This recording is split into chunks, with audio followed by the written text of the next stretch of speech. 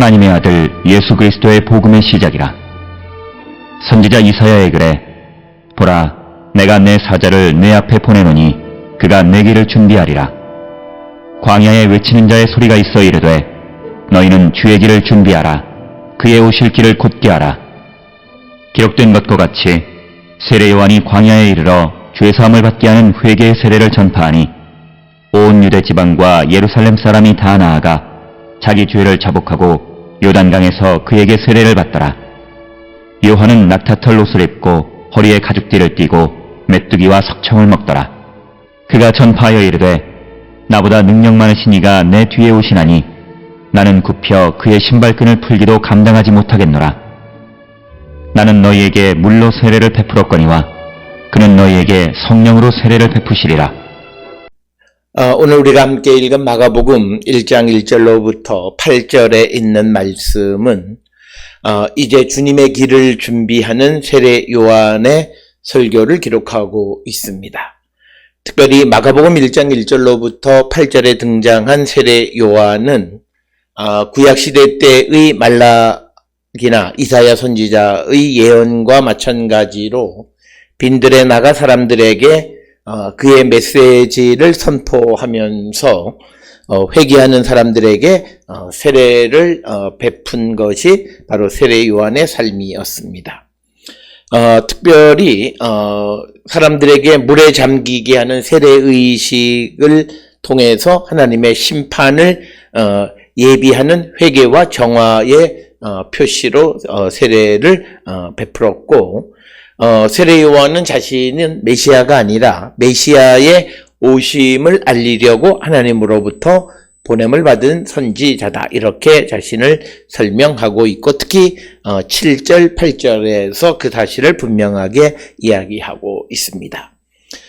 누가복음이나 또는 요한복음 등에도 이 세례 요한에 관한 기록이 있는데, 특히 마가복음 1장 1절로부터 8절까지는 요한복음 1장 19절로부터 28절에 언급되어지는 내용과 보편적으로는 비슷하지만 그러나 세부적인 것에서 차이점을 드러내고 있습니다. 세례 요한이 전한 메시지의 핵심은 회개의 세례, 그리고 나보다 능력 있는 이가 내 뒤에 오신다라고 하는 이 두 가지를 전달하고 있는 것을 우리가 알 수 있습니다. 1절에 보면 하나님의 아들 예수 그리스도의 복음의 시작이라, 이렇게 기록이 되어 있어서 마가복음 전체의 서원이라고도 할 수 있을 만큼 하나님의 아들 예수 그리스도의 복음의 시작이다, 이렇게 기록이 되어 있고, 그리고 2절, 3절에서 이사야와 말라기의 글을 인용하고 있는데 2절 부분은 말라기 3장 1절을, 그리고 3절은 이사야 40장 3절의 내용을 인용하고 있습니다. 2절에 선지자 이사야의 글에 보라, 내가 내 사자를 너의 앞에 내보내노니 그가 너의 길을 준비하리라. 이것은 말라기 3장 1절의 내용이 되겠고, 3절에 광야에 외치는 자의 소리가 있어 이르되 너희는 주의 길을 준비하라. 그의 오실 길을 곧게 하라 라고 하는 것은 이사야 40장 3절의 말씀이 되겠습니다. 따라서 2절에서 강조하는 것은 세례 요한은 하나님의 사자로 오시는 이신 예수 그리스도의 길을 준비하는 자임을 강조하고 있고, 특별히 3절에서는 이사야 40장 3절에 있는 말씀을 통해서 광야에서 외치는 세례 요한은 주의 길을 준비하는 자라고 하는 것을 강조하고 있습니다.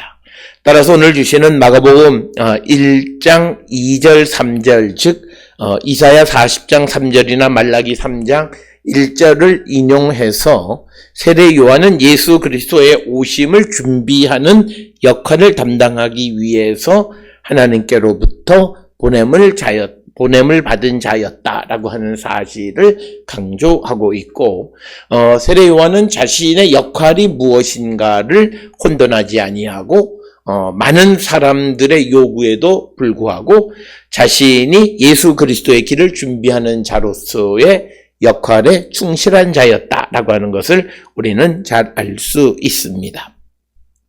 4절에서 세례 요한이 광야에 이르러 죄 사함을 받게 하는 회개의 세례를 전파하니 이렇게 기록이 되어 있습니다.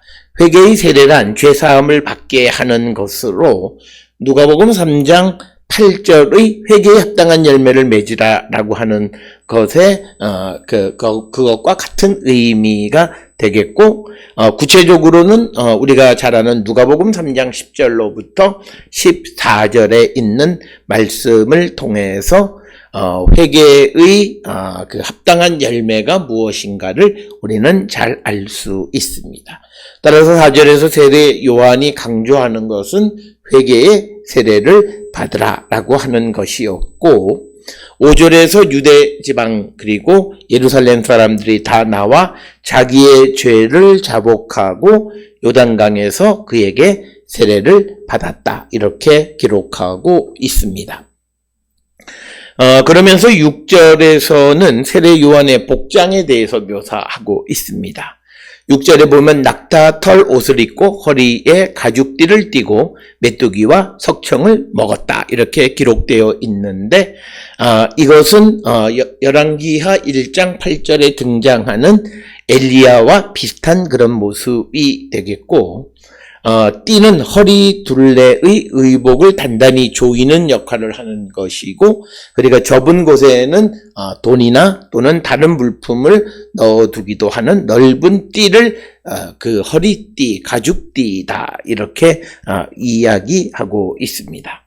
그러면서 7절에 그가 전파하여 이르되 나보다 능력 많으신 이가 내 뒤에 오시나니 나는 굽혀 그의 신발끈을 풀기도 감당하지 못하겠노라. 그래서 7절에서 세례 요한은 자기 뒤에 오시는 이, 즉 그리스도가 어떤 분인가, 예수 그리스도의 능력을 말하면서 자신은 당시 노예들의 일이었던 신발끈을 푸는 것도 감당할 수 없다. 이렇게 겸손한 모습을 보이고 있습니다. 요한복음이나 누가복음에서는 예수님은 자신보다 늦게 오시기는 하지만 먼저 계셨다라고 하는 예수님의 선제성을 강조하지만, 그러나 마가복음에서 예수님의 능력이 세례 요한보다 월등하다라고 하는 것을 묘사하고 있습니다.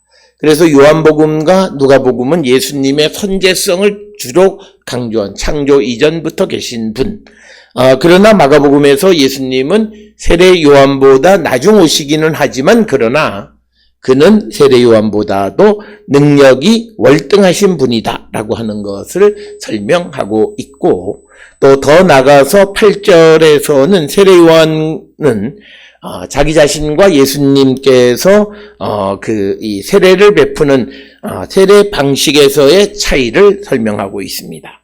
8절에 보면 나는 너희에게 물로 세례를 베풀었거니와 그는 너희에게 성령으로 세례를 베푸시리라.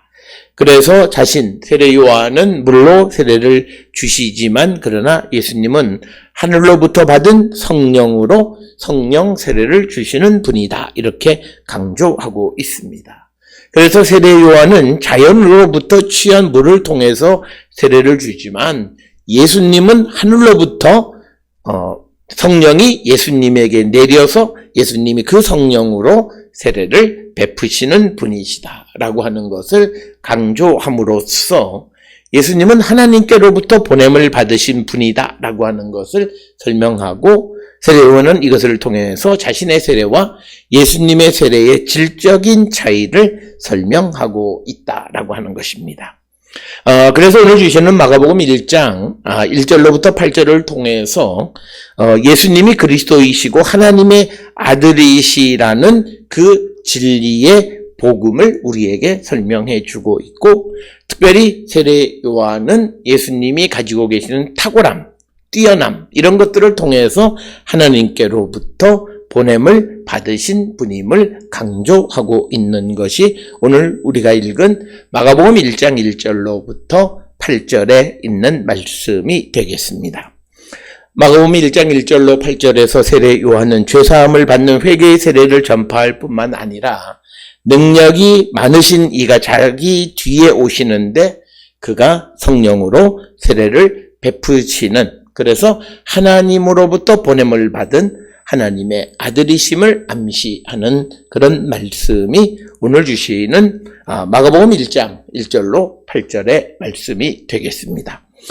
우리가 예수 그리스도에 대한 믿음 가운데 가장 중요한 것은 예수님은 하나님의 아들이시고 하나님께로부터 보냄을 받은 우리의 구원자이시다라고 하는 이 사실에 대한 확실한 믿음을 갖고 사는 우리 모든 성도들이 될 수 있기를 주의 이름으로 축원합니다.